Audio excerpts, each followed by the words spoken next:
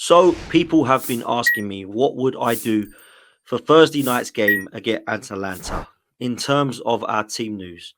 Would I rotate? Would I go strong? Would I start strong, take players off? Would I bring players on if need be? This is one of the biggest decisions that Mikel Arteta is going to have to make. This is a huge, huge game because of the weekend's game. What I mean by that is not the massive fixture. This is a must-win game. If we don't win this, we're out. It's nothing like that. Actually, in fact, I actually believe we can actually afford to potentially drop points here if it means that we keep players fit for that big game at the weekend. Now, some people might think that's the wrong attitude to have, and oh my God, you're going in there's the defeatist already. No, let me make it quite clear. I think we can beat Atalanta with whatever team we put out there. I do still feel that we have a strong team. What I will say is this, though. I do not want to be unnecessarily risking players so that they may get injured for the weekend's game, which of course is absolutely huge. We are already behind Manchester City in the table, which is never a good sign. I want to be at least neck and neck, but more importantly, ahead of Manchester City for as long as we can be in this Premier League race. Now, I believe that within game week 5, you're looking at it thinking probably we don't want this Manchester City fixture too early. It's not been the easiest run for Arsenal to start with the first 6 games, which have been incredibly difficult, but we actually do have to play everybody twice. It's just unfortunate the way that it's fallen for us, and we have to get used to it because, yes, we've got Atalanta next away, then we've got Manchester City away, coming off the back of already going to White Hart Lane, and of course, Aston Villa at Villa Park away. But we've got it all to come again in around the end of October, November, when we've got to play Inter Milan away in the middle of a clash between Newcastle at St James's Park and Chelsea at Stamford Bridge. And before that, the game before, we have Liverpool at home. So going into a run of fixtures of Liverpool at home, Newcastle away, Inter Milan away, Chelsea away, we've got to get used to it, people, because trust me, it ain't going to get any easier. Arsenal are in all 4 competitions. We're competing at the very top. That is where we want to be. So stop complaining. Let's just get on with it. We're a good side. In fact, we're a great side. And on our day, I think we can beat anybody. So let's have the confidence that we can go into these games with a little bit of belief that not only can we take 3 points, but we can actually go in there with a good performance as well. One to be proud of at the weekend against Spurs. Everybody was looking at an Arteta masterclass. Defensively, I would say potentially, yes, you're correct. Going forward, I still think we can do a lot better. I think our attack at times was a little bit meh. I think Martinelli and Saka, although they work hard, maybe going forward could have done a little bit better. Thought Kai Havertz worked tirelessly. Could he have done better with his header? Very difficult. Could there be other chances that we could have had? Yeah, potentially. I need to look at this Arsenal side and know that it's lethal in all areas and departments. And I still can't help but feel that potentially we're 2 players short. I think when you look at the bench against Tottenham, it was quite worrying. I'd not heard of some of the youngsters that had come in. Some of them hadn't even gone to pre-season, which I was surprised to see them not to even make the bench. So yeah, we're potentially maybe an attacking midfielder and a striker short. That's what I would brutally honestly say.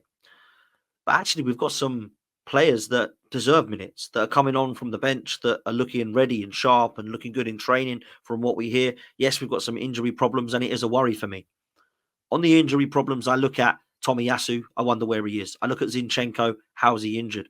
I'm looking at players that we need now back badly. Erdegaard being one of them.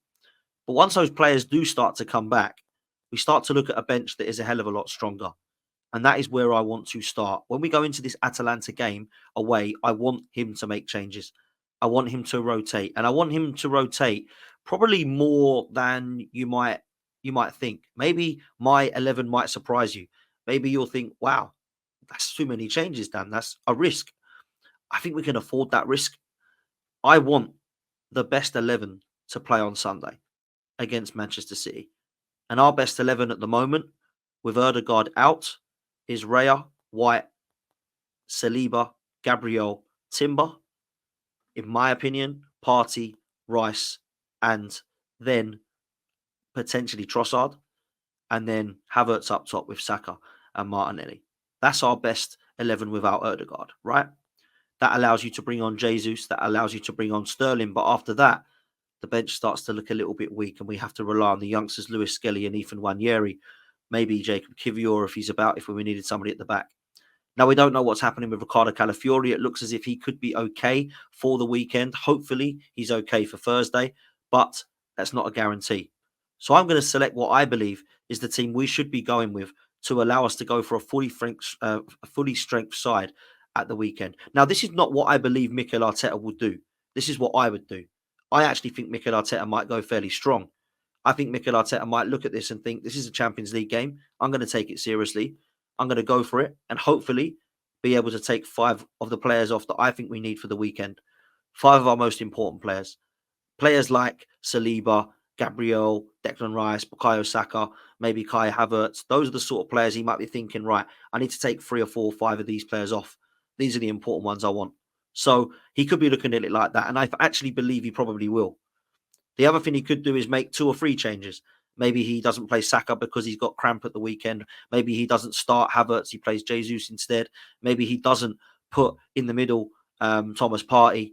Maybe he drops one of Saliba or Gabriel. He could do that. But the other thing he could do is actually make some wholesale changes and say, do you know what? This Atalanta game, although it's important, we want to win it. Of course we do. We've got 7 more games to play after this. And we have to get in that top 8. And from what I understand, it doesn't matter if you win this group, come 5th, come 8th, come 3rd, come 6th. As long as you get in that top 8, you go into the draw. I don't think it matters, oh, you come first, so you're going to play the last position of the playoff. I don't think that matters from what I can understand. You just need to get in that top 8.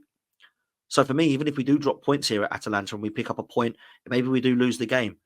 Yeah, it might knock our confidence a bit going into the Manchester City game, but with a different 11, I don't think it would. And that's why I would make some changes. And this is the changes that I would make. I'm going to bring up the team that I would play. Now, again, I'll reiterate, this is not what I expect to happen. This is what purely I would do. There's a lot of people that might look at this and go, wow, that's too many changes, Dan. That's crazy. Be honest with me. Let me know in the comments. Let me know what your thoughts are. This is the team that I would go with. I would, of course, keep David Raya in goal. I don't think there's any need to bring in Neto. A goalkeeper at this early stage, I think, needs to play. And I think defences, if you're going to start to rotate it, needs to have an understanding of who the number 1 goalkeeper is. At right back, I would keep Ben White. I don't think Tomiyasu is fit enough for this one. But I would actually go with a centre-back pairing of Jurrien Timber and Kivior. We saw Jurrien Timber at pre-season play there, and we've seen Kivior play at left-sided centre-back and do well there. That means we can rest Gabriel and Saliba fully so that they are ready and fully refreshed and charged for the test that is going to be Erling Haaland on Sunday. Now, if Calafiori's fit, I would play him at left-back, but it doesn't look like he's 100% fully fit. I wouldn't play Timber there because obviously I'm putting him in centre-back. And Zinchenko at the moment has got a calf injury. We don't think he's fully fit. Likewise, I've said Tomiyasu isn't 100% ready either. So for me, Lewis Skelly would play there. I saw him in pre-season there. I thought he was really good. He is able to invert if we need him to, but actually defensively, he looks very, very good. Now, normally he's a midfielder, but it looks as if he's going to play a little bit of a Matthew Flamini role where he actually can play in a number of positions and be a little bit of a utility player on a left back as well. So the versatility of Lewis Skelly will allow him to play there. And I think he would actually be very well there. Then I come into midfield. I'm dropping Thomas Partey for this one. Martin Odegaard isn't back. So normally it would be Rice, Partey and Odegaard. For me, for this one, I would play Rice and Jorginho in a double pivot. And I'd have Ethan Nwaneri in that number 10 role. And I'd give him a little bit of a free rein there. I'd allow him to be comfortable on the ball, be confident on the ball, be free-flowing. Allow him to actually just go and do his thing and express himself and play with a little bit of flair. The confidence of the kid is incredible. To think he's only 17 years old and you think, wow, how good does he look at that age? Actually, coming on a North London derby, fearless, no pressure, no nerves. Actually coming on and completely selling one of the Tottenham midfielders straight away. I thought he looked really good. And it really did prove that he doesn't have any problem about being ready for this team. He's ready. He 100% is ready. So let's play him. He's a part of the squad for the reason. We didn't replace Fabio Vieira and Smith Rowe because we were told that Ethan Nwaneri's ready. So let's play him in games like this when Odegaard gets a knock. Why not? Let's go for it. Then I look at the front three. Raheem Sterling on the right. Allow Saka to have a rest. That's why we brought in Raheem Sterling. That's why we upgraded on Reece Nelson. Now, although I wasn't a massive fan of his performance and cameo performance, albeit at Spurs, I do think that there's a player who has a lot to prove. Wants to prove doubters wrong. Wants to get it right, wants to have belief in him, wants to have a kind of love shown towards him, which I don't think he's ever really had at his previous clubs. I don't think Chelsea loved Raheem Sterling. I don't think Manchester City at the end loved Raheem Sterling. And I certainly don't believe that Liverpool fans love him. So he's got a point to prove, but we as a fan base need to make him feel welcome, need to make him feel loved, and need to give him the confidence because we all know what he can do. He can deliver. He's only 29. He's not in his late 30s ready to show the decline as a footballer. But for me, he did kind of everything right at the weekend when he came on, apart from the finish. He should have shot. He should have made a decision quicker. And sometimes that's what you're going to get with Raheem Sterling. You're going to get frustration. I've been told by City, Liverpool, and Chelsea fans that, wow, sometimes superb, very inconsistent, but my boy, is he frustrating. And that's the player that I saw for the last 3-4 years. Raheem Sterling is a very frustrating player. But when he is at his best, my goodness, he's a talent. So I would play him on the right-hand side, and I'd allow Saka to have a rest. On the left-hand side, the reason I'm picking Martinelli over Trossard is purely for confidence. It's purely based on confidence because I actually thought he had an okay game at the weekend. A lot of people didn't think he did. The reason I thought he had a good game was because he was lively. He worked hard. He was tenacious. He was tracking back well. Defensively, he was sound. I think he's better than Trossard. He's got that burst of pace. Yes, he should have done better with a chance. He actually should have crossed it. Do you know the reason he doesn't cross that ball? Because he still doesn't get his bloody head up. If he got his head up and he actually looked and had more vision as a footballer, I think he'd probably complete what is needed to be one of the most best all-rounded. I think he's really good at taking on his man. I think he's got pace and power. He's great at cutting on inside. He's actually a good finisher. I know that was a poor finish at the weekend, but when he is through, I have faith that he's going to put the ball in the back of the net. When he's running through one-on-one with goal, he's got the pace and power to beat everybody. He can slot it home. We saw that. We've seen it previously. He just needs confidence. He's a confidence player. I don't have any doubt that he'll give 110%. I don't have any doubt about his work rate. I don't have any doubt about his tenacity. I don't have any doubt about his passion and desire and drive. I love the fact that he drives on the football. I want to see Martinelli playing, and I want to see him playing regularly on that left-hand side. Now, there might be an opportunity for Martinelli to drift inside. There might be an opportunity for Martinelli and Games to play up top. But for me right now, I play him on the left-hand side in this Atalanta game because I believe that's what's needed for him now is a little bit of confidence. Now, we could play Trossard there. We could play Trossard in the middle instead of Nwaneri. He was good against Spurs, so perhaps that's where we want to play him while Odegaard's out. But for me, I'd play Martinelli on the left for now. Gabriel Jesus, he came on at the weekend. I saw him with a different hairstyle against Spurs. Always looks sharp, always looks good on the ball, always looks like he's going to make something happen and create. I think he needs to play up top. I don't actually see him as a number 9. I see him as a wide man. But when Havertz needs a rest, I think Jesus needs to play up top as the second striker. We didn't get a striker. I felt we needed one. I still feel that we need a number 9, whether it be a Victor Gyökeres and Alexander Isak, a Victor Osimhen and Ivan Toney, whoever it be that you wanted, we have now no longer got. We need to look at what we have got. And at the moment, Havertz is number 1, Jesus is number 2. And if both of those are out, I believe it will probably be Trossard. Now, Martinelli could potentially play there. If you wanted to play false 9, then Sterling perhaps. But I think personally, that's what the order is. Havertz, number 1, number 9 striker. The number 2, number 9 striker is Jesus. And then I think it's Trossard after that. So for me, I'd play Jesus in this one. I would. I'd give us a go there. I'd see where we're at there. And let's see what we can do with that front three. Because Jesus can bring players into play. We've seen that. We've seen him link up. We've seen him with Martinelli. We've seen him with Sterling. We've seen what he's about. For me, this is actually still a very strong 11. Now, if it does not look like we are playing with the cohesion needed, looking at the telepathy because it's a different team, maybe it's too many changes, some people might think, do you know what it does? It refreshes everybody. Saka is refreshed for the weekend. Havertz is refreshed for the weekend. Partey is refreshed for the weekend. Odegaard, if he's not back, we've still got players like Nwaneri there. Calafiori, if he's not back, we've still got players refreshed for the weekend. Gabriel and Saliba, both refreshed for the weekend. Can you imagine? My big thing is Saliba goes down Thursday. Gabriel goes down Thursday. If Saka gets a knock Thursday. Partey gets crushed on Thursday. We've seen it before, guys. And then we go into Manchester City with no Odegaard, no Saka, no Saliba, and no Partey. Can you imagine? That's why we need to be careful on Thursday night. We really do. And that's why I'm picking this team. I'm not picking it because I believe that we need to throw the game. I still think this team can beat Atalanta. We've got goals in it. Martinelli can score. Sterling can score. Jesus can score. Nwaneri can create. Rice and Jorginho at the double pivot is fairly strong in midfield. We've still got a centre-half pairing that, in my opinion, individually and as a collective, has proven in pre-season that it can do a job. We've still got Ben White, who's a first-team run rare in goal. And Lewis Skelly, I think, has proven in pre-season he can be part of this squad. We've got to use our squad. This is why we need to be doing what we are doing here. And this is the similar team that I play against Bolton in the League Cup, by the way. This is what we've got to do. So yes, if things aren't going that great, maybe make some changes.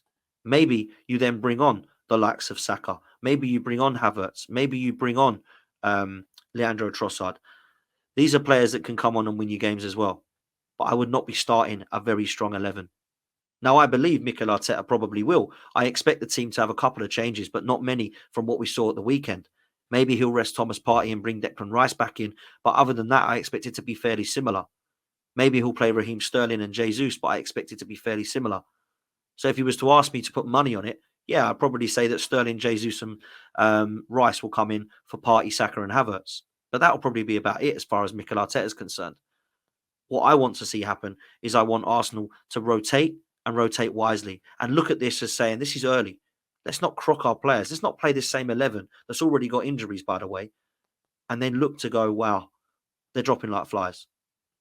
When we get Marino back, when we get Erdegaard back, when we get Tomiyasu and Zinchenko back, when we get Calafiori back, those 5 players give us 5 extra players on that bench.